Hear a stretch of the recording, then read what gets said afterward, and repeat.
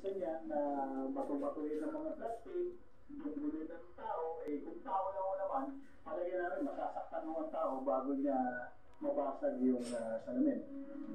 Ito yung glass casing ng Mahanap po ang Jesus Nazareno. Tatlong bahagi ang may salamin. Dalawa sa gilid, isa sa harapan.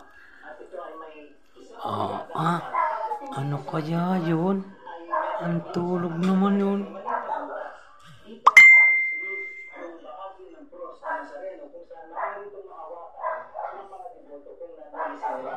Pag binuksan mo naman ito, meron itong maliit na pinto kung saan pwede rin na maglabas-masok yung mga ihos na maaaring mag-ayos kung sakaling magkaroon ng aberya dito sa loob ng glass casing na talagang inayos ito at ngayon ay lalagyan din ng mga bulaklak na makikita nyo pag itinrosisyon na.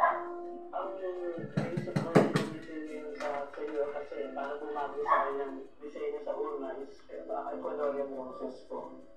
Sa lahat ng preparasyon may paalala ang rektor Doni, Debe. Doni. Doni. pagtutukan ng mga devoto ang pinakamahalaga Tulog na.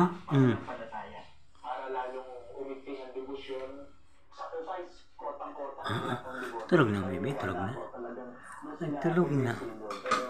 Siguro kailangan pang ipaunawa din sa kanila na